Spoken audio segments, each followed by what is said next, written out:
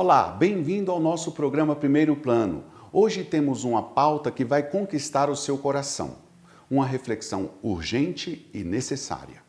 Vamos propor uma reflexão sobre uma prática que todos nós precisamos resgatar em nossa vida de todo dia: o encanto pela política. Péssimas práticas e o sequestro da política feita por políticos profissionais que não dão exemplo de integridade ética fizeram com que muita gente ficasse desinteressada, hostil e até desprezasse o tema. Não podemos nos conformar com isso. Vamos começar. A primeira matéria é fruto de uma parceria entre a TV Pai Eterno e a Comissão Episcopal Pastoral para a Ação Transformadora da CNBB. Quem não gosta da política é comandado pela política e pela, às vezes, a má política. Então nós podemos e devemos debater a boa política. Extremamente importante para que nós possamos, a partir desse momento, do start, levar para nossas dioceses, para nossas realidades locais, essa ideia da necessidade de criar uma nova política, principalmente a partir do poder legislativo, criar mandatos populares, fazer com que as pessoas que integram os movimentos sociais, as comunidades de base, possam acessar a esses mandatos, a esses espaços públicos, esses espaços de poder, de forma que a gente consiga, a cada dia, construir um Brasil melhor, o Brasil que a gente tanto sonha, o Brasil do bem viver, o Brasil da ecologia integral e o Brasil de uma política participativa. A política é a ciência e a arte do bem comum. Então, quem está na política deve estar a serviço da transformação da sociedade e da vida das pessoas. Quando nós nos distanciamos da política, algumas pessoas, talvez mal intencionadas, se apoderam desse espaço e legislam em função delas. A política é a essência que nós precisamos ter para a garantia de vida, garantia de políticas públicas, de acesso a bens e serviços. Envolver ou ser envolvido por algo, maravilhar, seduzir, enlevar ou agradar muito a. Essas são algumas das definições da palavra encantar. Já na dimensão política, ela acontece no ato de existir em grupos, em conjunto, no coletivo. Remonta à participação na comunidade, na sociedade. Esta pode ser uma das definições de política. Contudo, a dimensão política tem sido desacreditada. Por esse motivo, organizações religiosas propõem o projeto Encantar a Política. O projeto Encantar a Política nasceu de uma experiência anterior que nós fizemos para as eleições municipais de 2020, quando a Comissão Brasileira de Justiça e Paz, o Conselho Nacional do Laicato, o NESP, PUC Minas, Núcleo de Estudos Sociopolíticos e o Centro de Fé e Política da UniFer Câmara se juntaram para fazer um caderno de formação, e naquele momento também com 5 encontros, mas no formato de círculos bíblicos, procurando enfrentar, naquele momento das eleições municipais, uma enxurrada de fake news, mentiras e de candidaturas que se apresentavam como pessoas fora do universo da política, mas com soluções miraculosas. A partir de 2020, o projeto Encantar a Política ganha novas adesões. Diversas organizações somam-se ao projeto e o potencializam para as eleições gerais em 2022. O Cefep é um dos parceiros da campanha Encantar a Política. E esse propósito é muito interessante neste momento em que a gente está vivendo de ano eleitoral, mas não só neste. A importância da gente discutir a política nos espaços de participação da sociedade, da comunidade. Por quê? Porque toda a nossa vida é permeada pela política. Então, se nós somos atingidos pelas questões políticas, então nós também precisamos ser protagonistas deste período e desta boa política. Nós precisamos trabalhar a política como ciência do bem comum, que é isso que a política é. Nós precisamos descriminalizar a política e vê-la como uma coisa boa. E para que a gente possa ver a política como uma coisa boa, nós precisamos se apropriar dela, enquanto cidadão, enquanto mãe, enquanto profissional e enquanto membros de uma sociedade, de uma comunidade da qual fazemos parte. como nós vivemos em sociedade, nós necessitamos desses espaços e desses debates, porque é através da política que são tomadas diversas decisões que nos atingem, como a educação, a saúde, a assistência, a previdência, a segurança pública, né? Tudo isso são discutidos e debatidos nesses espaços. E para que ela nos represente, nós precisamos também tomar parte, né? Assumir esses espaços, né? Mas a gente tem que entender que a política é coisa boa, né? E para que ela seja coisa boa, ela também tem que atuar dessa forma. E para que ela atue dessa forma, eu preciso fazer a minha parte. E a minha parte não é dando o meu voto, né?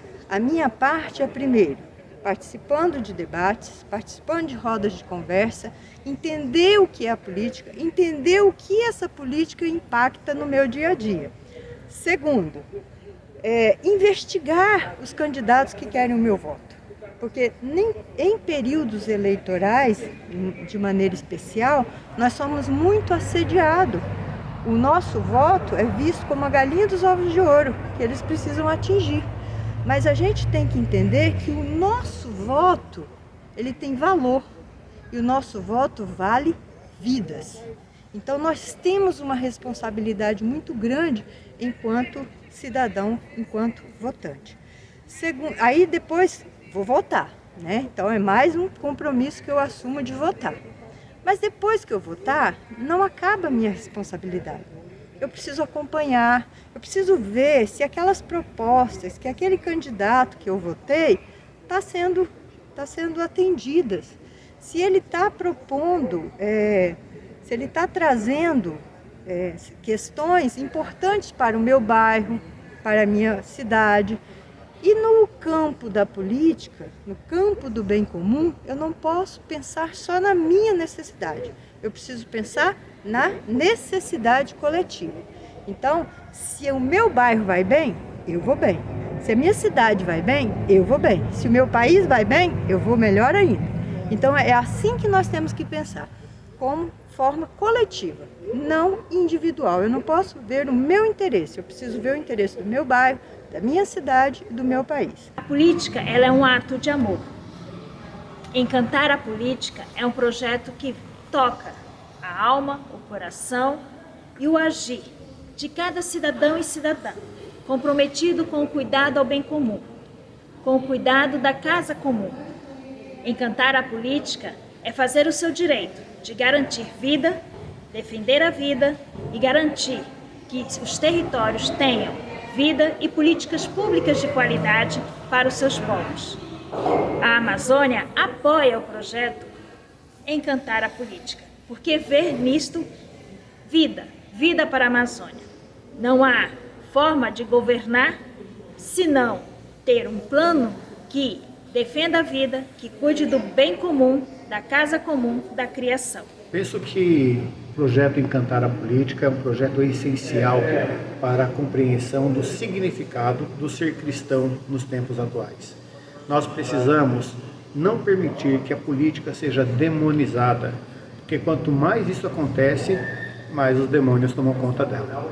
E nós precisamos colocar gente de paz, gente que ame, gente que cuide, gente que faça da política um gesto de amor ao próximo. É exatamente esse o chamado que nós queremos construir. Nós estamos em ano eleitoral e todos nós, cidadãos e cidadãs brasileiros, precisamos participar. Se não participarmos desse processo, depois não podemos reclamar. E na própria Constituição está dito que o poder emana do povo e nós temos que exercer este poder. Nós vamos eleger quem vai estar lá na presidência da República, nos governos dos estados, nas assembleias legislativas estaduais e no Congresso Nacional, nos representando. E como é que eles vão nos representar? A gente tem que dizer qual é a nossa pauta, quais os compromissos que nós exigimos. Então, é momento de exercermos a nossa cidadania. Dentre os diversos materiais do projeto Encantar a Política, foi produzido um caderno formativo. Pedro Ribeiro de Oliveira, sociólogo, membro da Coordenação Nacional do Movimento Fé e Política, nos conta como está organizando o caderno Encantar a Política. A política é como uma grande floresta, complexa, é um terreno complexo, cheio de coisas. Ninguém consegue conhecer todas as riquezas de uma floresta, assim como ninguém consegue dominar todos os segredos da política. As realidades é isso, quer dizer, uma floresta, ela tem as suas trilhas. Tem uma trilha que vai levar para uma montanha com uma vista bonita, uma outra que vai para um lago, mas uma outra que vai para um pântano, uma outra que vai mostrar uma árvore centenária. São várias trilhas, algumas se cruzam, outras não. Falando dessa nossa excursão pela política, nós vamos encontrar uma trilha para entrar no terreno da política. E quem vai nos guiar é o Papa Francisco. Não tudo que ele já falou sobre política, ele já falou muitas coisas em diferentes circunstâncias, mas naqueles documentos mais oficiais. São aqueles documentos em que realmente ele fala para toda a igreja de uma maneira oficial, que é a alegria do Evangelho, a Fratelli Tutti e a Laudato Si. Então, esse é o nosso guia. E o Papa Francisco nos convida a entrar na trilha da política, por onde? Pelo caminho da caridade, que é o mandamento do amor do cristão. Nós somos chamados à caridade. É isso, Deus é amor. Ele nos chama a amar. E o Papa vai usar o exemplo da parábola do bom samaritano, que nós já conhecemos, provavelmente conhecemos bem, para dizer de que se trata. É que o bom samaritano ama, faz próximo aquele que é distante. Ou seja, o amor cristão é um amor que vai para todos, para todas as pessoas, próximas ou distantes.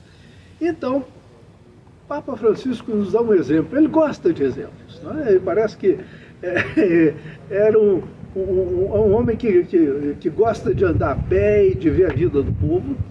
E ele diz logo no início da encíclica: quem ajuda uma pessoa idosa a atravessar um rio faz um ato de caridade. Agora, quem constrói uma ponte ajuda muitas pessoas a atravessarem o rio. E aí ele faz uma caridade social, ele abre a caridade.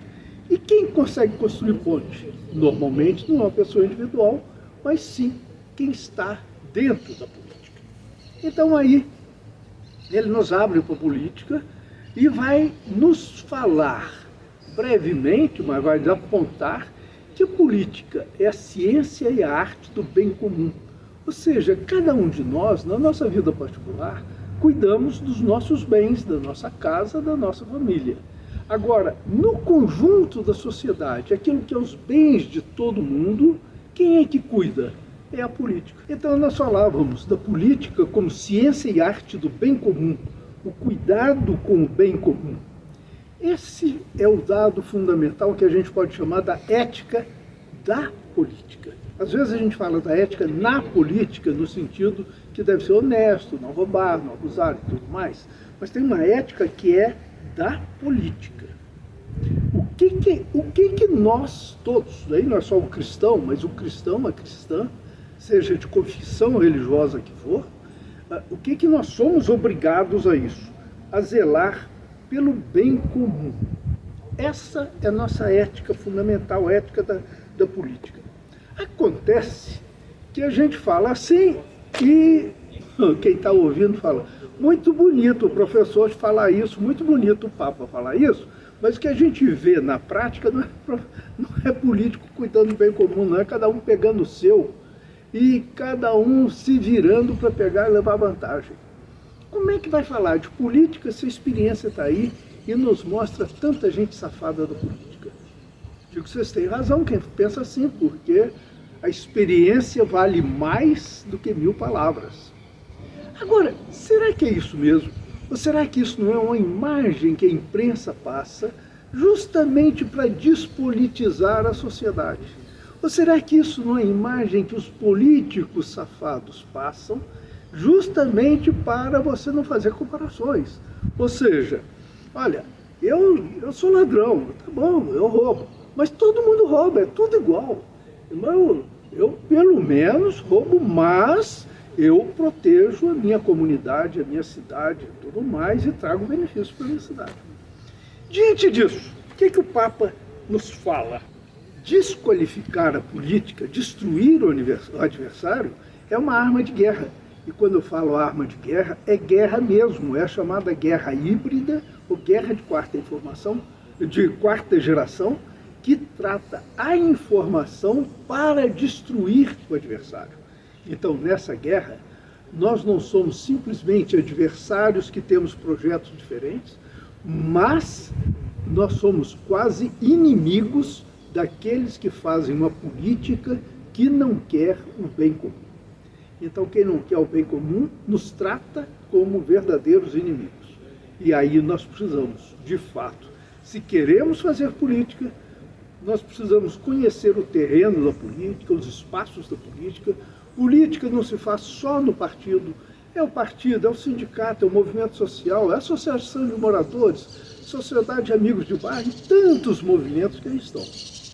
Nossa caminhada por essa trilha da grande floresta da política, acompanhados ou guiados pelo Papa Francisco, nos levou a ver diferentes espaços da política, vocês lembram, no Estado e na sociedade. Mas agora é hora da gente perguntar, mas por quê? Qual é a nossa missão? Nossa missão como cristãos, como cristãs, é anunciar o reinado de Deus. Essa é a missão, essa é a evangelização. E o Papa Francisco tem uma expressão belíssima. Quando e onde Deus reina, reinam a paz e a justiça. E a gente pode inverter isso. Onde reina a paz e a justiça, Deus está reinando.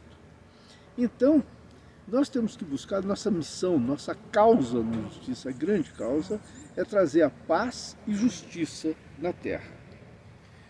E aqui o Papa vai nos falar, mas como é que se obtém a paz? Normalmente, a justiça do mundo, a política do mundo, a paz vai pela força, pelas armas, e impor a paz. E o Papa nos disse, não é isso, é o diálogo. É pelo diálogo, é pelo convencimento que nós vamos chegar à fraternidade universal e, portanto, à paz universal.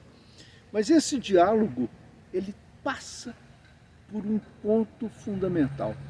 Diz o Papa Francisco, ele tem que passar sempre pelos últimos. Por isso ele fala de uma igreja em saída para as periferias.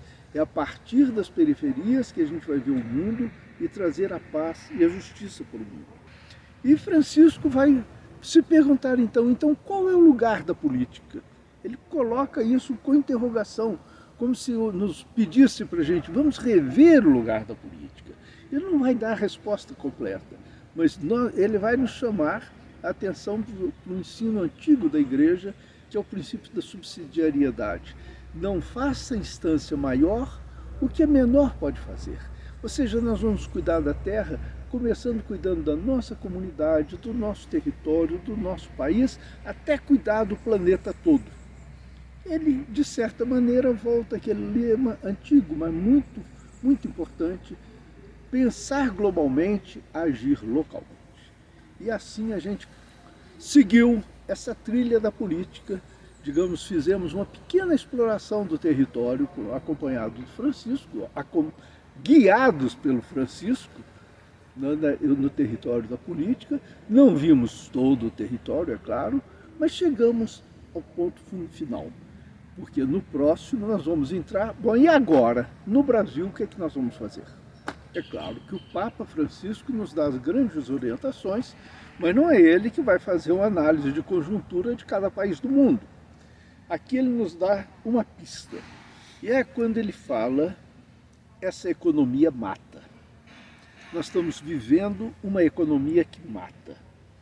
Uma economia que eu chamo de economia de rapina, porque ela se apropria dos bens comuns, destrói e, quando precisa, mata.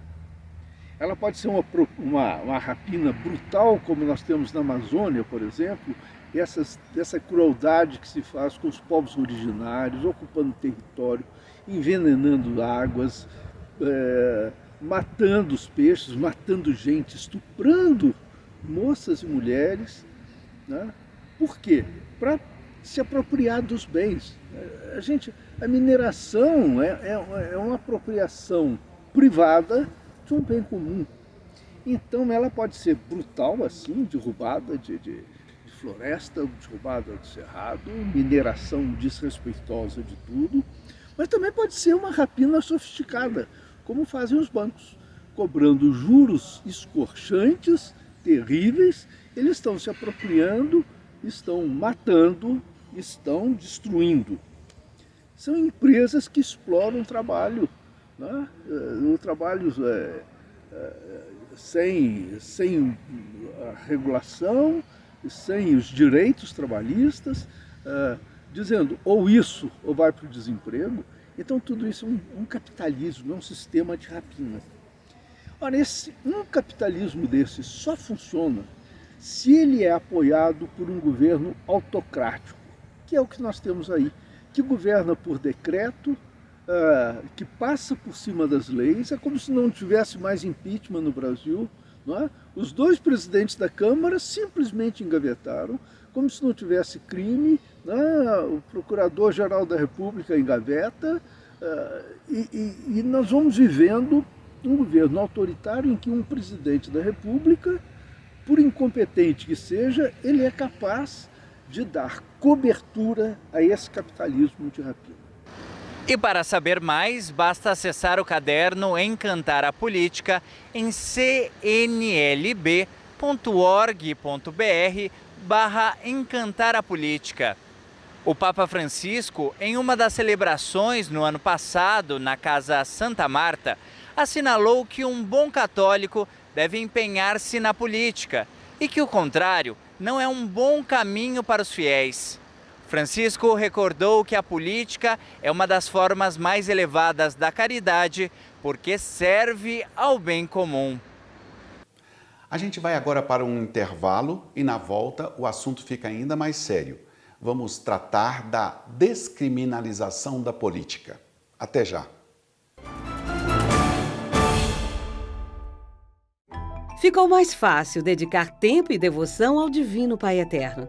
Baixe gratuitamente o aplicativo do Pai Eterno para smartphone e tablet. E tenha com você conteúdos exclusivos do Pai Eterno 24 horas por dia. Nele você pode acompanhar as novenas do Filhos do Pai Eterno, do Perpétuo Socorro e ao Sagrado Coração de Jesus, além do Santo Terço. Basta clicar no ícone Novenas e escolher o programa e qual edição deseja assistir. Fique conectado com o Pai Eterno a qualquer hora, em qualquer lugar.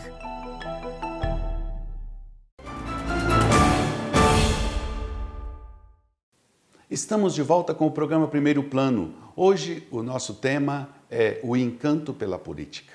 No primeiro bloco, tentamos entender o que aconteceu com a população brasileira diante desse tema. Não podemos nos conformar de continuar vendo a prática política como posse de algumas pessoas. Afinal, a política é direito e dever de todo cidadão. A correspondente do nosso jornalismo em Brasília, a repórter Lohane Castro, conversa sobre a descriminalização da política. Robson, e por que é tão difícil achar um brasileiro que goste de política? Nos últimos anos, nós percebemos no Brasil uma criminalização muito grande da política, principalmente a política partidária, a política que se exerce nos movimentos sociais, nos sindicatos.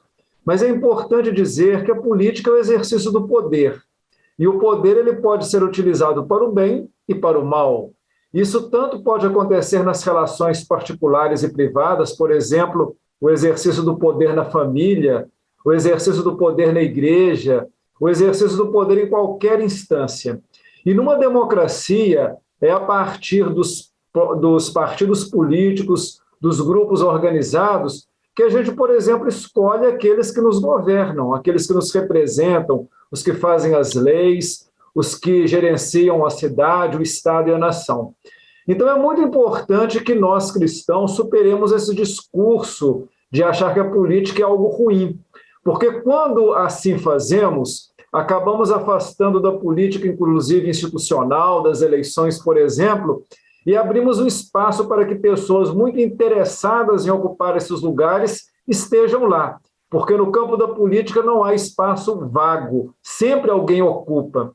E talvez quando a gente percebe que há tantas pessoas perversas ocupando a política, é porque justamente é uma grande omissão daqueles que podiam construir uma representação melhor, inclusive no exercício do direito e dever de escolher aqueles que nos governam. Então é muito importante nós fugirmos de qualquer discurso que criminaliza a política, porque esses discursos têm outros motivos, entre outros motivos, a ideia de nos afastar das escolhas dos nossos representantes.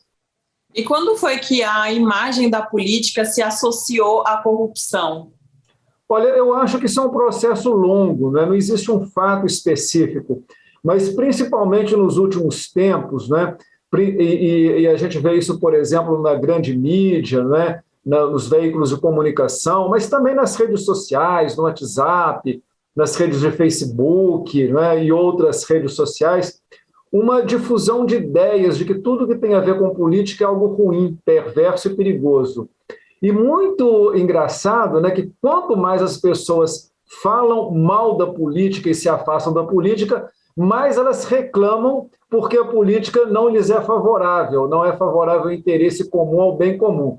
E como é que a gente resolve isso? Participando ativamente da política, né? E essa política, desde a política mais, digamos assim, prioritária ou aquela que nós vivenciamos no dia a dia, que é o exercício do poder, por exemplo, na nossa casa, onde nós frequentamos, na nossa empresa, participando da associação de moradores, do sindicato, participando dos movimentos sociais e eclesiais e também nas grandes decisões, como, por exemplo, nos processos eleitorais.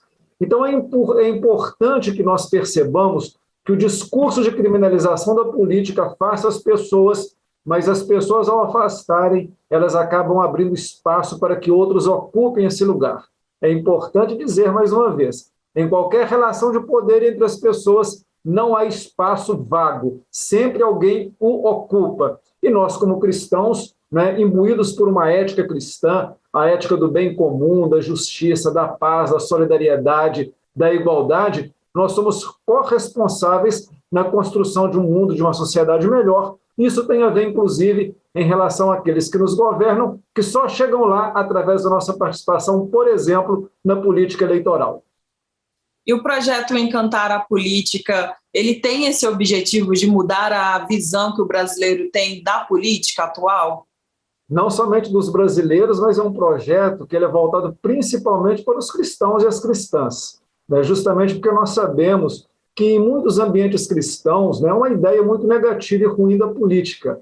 Não obstante, né, o Papa Francisco sempre incentivando as pessoas a serem comprometidas com o bem comum, com o exercício da política, as várias manifestações que nós temos visto e ouvido, por exemplo, da Conferência Nacional dos Bispos do Brasil, incentivando uma participação mais responsável dos cristãos e das cristãs. E é por isso que um conjunto muito amplo de entidades ligadas a vários segmentos da igreja, né, dos leigos principalmente, como o Conselho Nacional do Laicato do Brasil, o Centro Nacional de Política do Helder Câmara, que é o organismo da CNBB, Comissão Brasileira de Justiça e Paz, o Núcleo de Estudos Sociopolíticos da PUC Minas, o Movimento Fé e Política, entre várias outras entidades, resolveram articular um projeto chamado Encantar a Política, porque é preciso que essa política seja cantada, encantada e reencantada, para que todas e todos possamos participar de todos os instrumentos legítimos de ação política, inclusive nesse ano que é um ano eleitoral, um ano importantíssimo para a democracia, para a defesa das instituições democráticas. Então, esse projeto é um projeto que nasce no coração de entidades eclesiais da igreja, incentivando os cristãos e as cristãs a participarem das várias instâncias de ação política, inclusive do processo eleitoral que se aproxima. Qual é a procedência que uma pessoa tem que ter em relação a um candidato político? Olha, a primeira coisa é conhecer bem o passado dessa pessoa, a sua vida, os seus compromissos, né? Ninguém muda de uma hora para outra. Muito cuidado com pessoas que prometem mundos e fundos, pessoas que prometem aquilo que não podem fazer. Isso é o primeiro sinal de que nós devemos afastar dessas pessoas. Não acredite em nenhum candidato que se apresente como salvador da pátria. Isso sempre foi uma roubada e uma furada. Todas as pessoas, elas têm qualidades e limites, e o exercício do poder democrático, o exercício do poder dentro das regras da democracia, ele não dá poder salvador para ninguém. As pessoas, elas exercem os poderes dentro da lei, da Constituição e dos limites que cada um tem, inclusive na relação com outros poderes. Então, uma outra dica, nunca acredite em salvadores da pátria da política. Geralmente são charlatões, né? Charlatães que, inclusive, às vezes usam da religião para enganar e ludibriar a pessoa. E mais do que isso, conhecendo o passado do candidato, os seus compromissos, a sua vida, como ele exerce, inclusive, no dia a dia política, conhecendo bem o seu programa político, o programa político do partido dessa pessoa, e se dispondo a acompanhar os eleitos, esses são bons critérios para a gente escolher bons candidatos, acompanhar seus mandatos e a cada eleição avaliar se aqueles que nós elegemos e escolhemos cumpriram aquilo que eram as suas promessas e os seus compromissos e que, portanto, eventualmente podem ser até reconduzidos aos cargos públicos. O senhor acredita que a política está criminalizada? Então, certamente é importante a gente pensar que existe uma ideia de que principalmente essa política, que ela é mais institucional, né, a política do exercício de poder na sociedade, nos partidos políticos, nos sindicatos e em várias outras instâncias, é algo ruim, que as pessoas sempre ocupam esse espaço de forma interessada, de forma a se locupletar, né, a roubar, trazer para si benefícios. Tem muita gente que faz assim mesmo, né, muitas pessoas e muitos políticos e partidos. E é importante dizer que isso tem muito mais a ver com a índole das pessoas e com talvez uma ideia de muitos partidos que não estão preocupados com o bem comum, mas é sempre importante, inclusive numa perspectiva cristã, que a gente separe o joio do trigo. Há muitos políticos, né, da instância do município, da Câmara de Vereadores até o Congresso Nacional, do prefeito até o alto maior cargo da República, pode ter muitos políticos que são comprometidos com princípios basilares da democracia, dos direitos humanos, da defesa da vida, né? E é importante a gente fazer essa avaliação. Por quê? Porque quando nós criminalizamos a política, nos omitimos nos processos decisórios, nos processos de escolha, não é? Outras pessoas, elas acabam ocupando esse lugar. E tem muita gente interessada em eleger políticos para defender os interesses do seu grupo, da sua parte, e não os interesses coletivos. Então, é importante a gente ter essa clareza, né, essa distinção. O poder político, ele não tem vacância, não há espaço que não seja ocupado. Quando nós omitimos, nós abrimos espaços para que outros ocupem. Quando nós criminalizamos a política, falamos mal da política, nós não colaboramos para melhorar essa própria política. Então, é preciso pensar sobre isso. A Igreja no Brasil sempre se posicionou a favor da democracia, da cidadania participativa e do voto consciente. Por isso, o projeto Encantar a Política respeita esses compromissos históricos da entidade. Um verdadeiro mutirão para resgatar a beleza do que é a política. Dom Giovanni, qual é o papel principal da Igreja na política? Olha, a Igreja entende, a partir do Evangelho, que ela deve contribuir com a construção de uma sociedade justa, fraterna, solidária, porque é isso que o Evangelho de Jesus pede. Eu vim para que todos tenham vida e vida em plenitude. Então, nós cristãos batizados não podemos ficar alheio a esse projeto de construção dessa sociedade fraterna que o Evangelho e as primeiras comunidades cristãs testemunharam e pregaram, né? O ministério pastoral de Jesus foi em torno disso.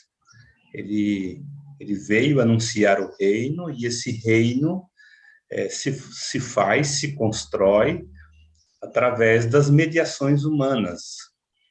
E aí a política e todas as iniciativas que a igreja e que a sociedade faz, nesse sentido de irmos ao encontro da justiça, da fraternidade, da solidariedade, da vida plena para todos e todas, contribui com esta realização do reino e do projeto de Jesus.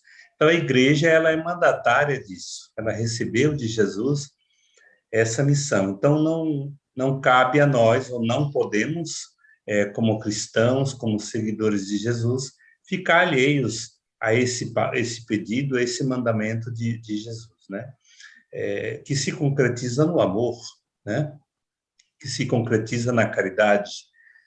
E os papas, desde Paulo VI, o Papa Francisco repete: a política é a melhor forma de fazer caridade, porque você pensa não apenas em ações individuais, mas pensa em ações coletivas, em função do bem comum, em função de melhorar a vida de toda uma coletividade. E como a igreja pode encantar a política? Como esse projeto foi pensado para envolver os cristãos? Na verdade, Lohane, já estamos encantando, sabe? É impressionante a mobilização de entidades, de organismos ligados à igreja no Brasil, pastorais sociais, universidades e as lideranças em geral, no sentido de que o caminho para nós pensarmos um projeto de Brasil, o Brasil que queremos, não se faz através de outras mediações, senão através da política. Então, nesse sentido, temos mobilizado, mais pessoas têm somado-se a esta parceria do projeto Encantar a Política. Agora, mais recentemente, a Comissão Dominicana Justiça e Paz, né, com os folhetos sobre a questão das fake news, o Grupo Economia de Francisco, a PUC Minas, e, enfim, o CNLB, o CBJP, a Comissão Brasileira Justiça e Paz, e uma série de entidades estão somando nesse projeto, né, que é um caderno, mas não é só o caderno. Nós temos também todo um trabalho, por exemplo, de formação, de oferecer, através da PUC Minas, do projeto Casa Comum, um curso de capacitação, de formação de pessoas que querem assumir essa economia e essa política proposta pelo Papa Francisco, né? A melhor política a partir da Fratelli Tutti, da Laudato Si, da Evangelii Gaudium. Enfim, o projeto Encantar a Política ele está fundamentado, está iluminado por aquilo que os nossos papas têm falado sobre a melhor política. E como faz para ter acesso a todo esse material? Através do site do CNLB, do Conselho Nacional do Laicato. Então, lá tem o caderno, já tem postado diversos vídeos, pronunciamento de diocese, de bispos, podcast, tem uma série de instrumentos para a gente fazer com que esse projeto Encantar a Política chegue a todas as pessoas, a todos os cidadãos, de forma que a gente possa, a partir do voto consciente, construir um projeto de nação, um projeto para o Brasil, um projeto de vida plena para todos. Antes de terminar essa reportagem da Lohane Castro, vamos conferir um tema salutar num ano como o que estamos vivendo, a urna eleitoral. Em 1995, o Tribunal Superior Eleitoral criou uma comissão técnica, liderada por pesquisadores do Instituto Nacional de Pesquisas Espaciais e do Centro Técnico Aeroespacial, para desenvolver o projeto da máquina de votar, um sonho antigo do país. O primeiro Código Eleitoral de 1932 previa esse tipo de equipamento. Nas eleições municipais de 1996, 57 cidades tiveram o primeiro contato com a urna eletrônica. Os votos de mais de 32 milhões de brasileiros foram coletados por cerca de 70 mil urnas eletrônicas. A primeira licitação foi feita com o nome de CEV, Coletor Eletrônico de Voto. Então, a primeira legislação, inclusive, saiu com esse nome. E quando foi que começou a ser chamado de urna eletrônica? Logo em seguida, foi um nome bem intuitivo, né? Então, logo em seguida já passaram a se chamar de urna eletrônica.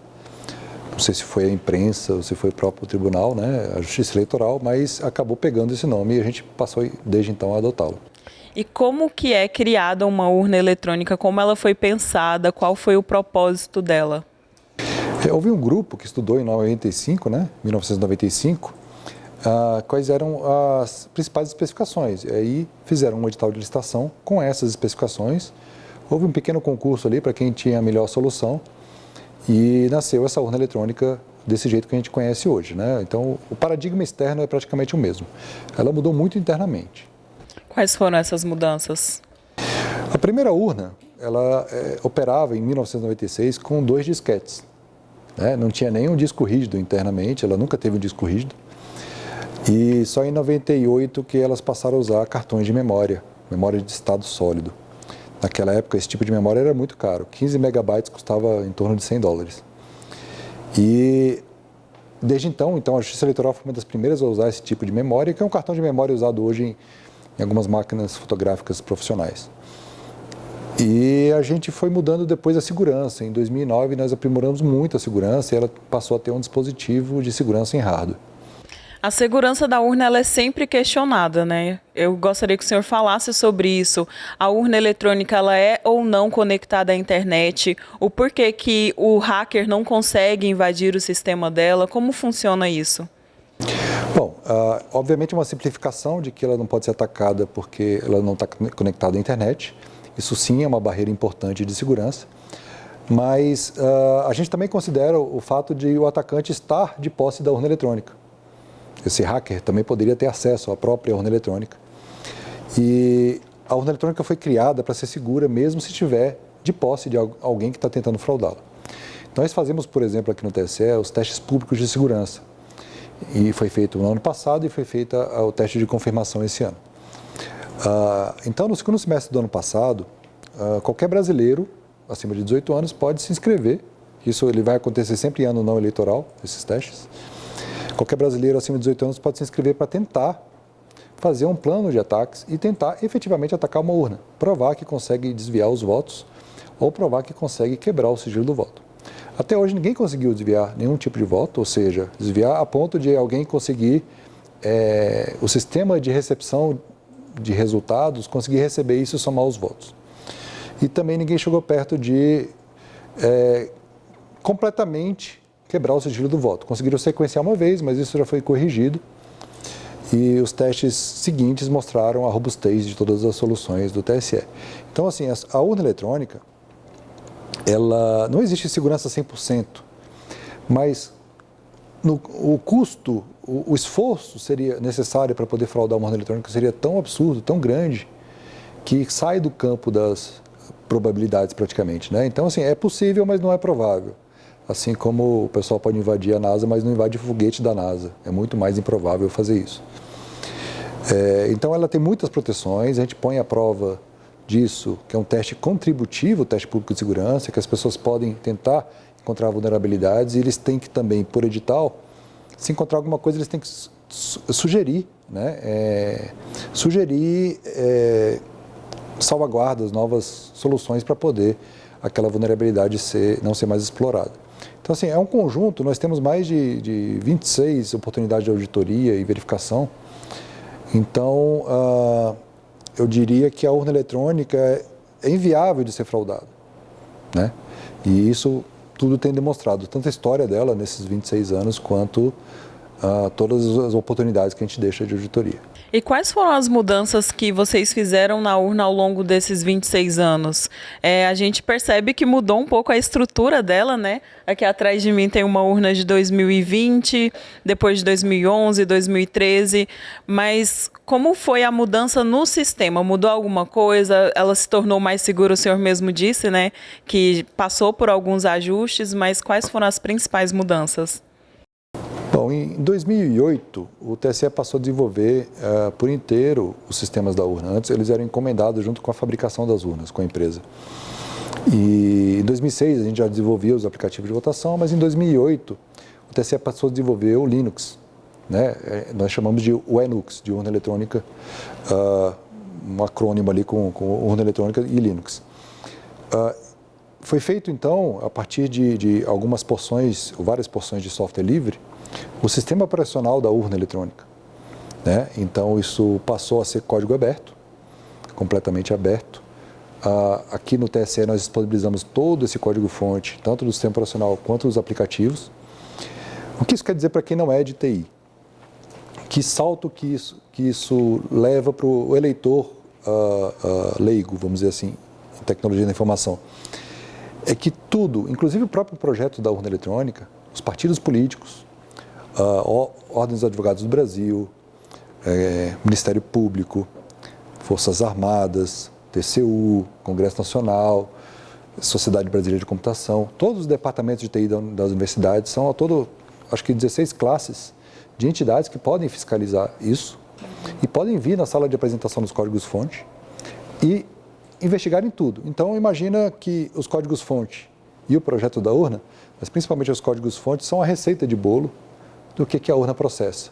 Como ela faz isso, como quando um voto é inserido, como é que ele é computado, como é que ele é armazenado, separado, completamente separado de onde o eleitor é marcado que já votou, esse tipo de coisa. Então, essas entidades podem e devem, né, fazer esse tipo de auditoria e verificação do nosso código-fonte.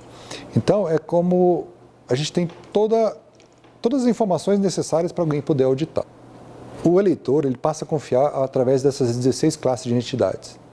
Então, à medida que um departamento de TI de uma universidade pode vir aqui inspecionar, e é importante ressaltar que já tem os códigos-fontes, a Universidade Federal de Pernambuco, a Universidade Estadual de Campinas e a própria Universidade de São Paulo, a USP. Essas 3 universidades já estão inspecionando os códigos-fonte.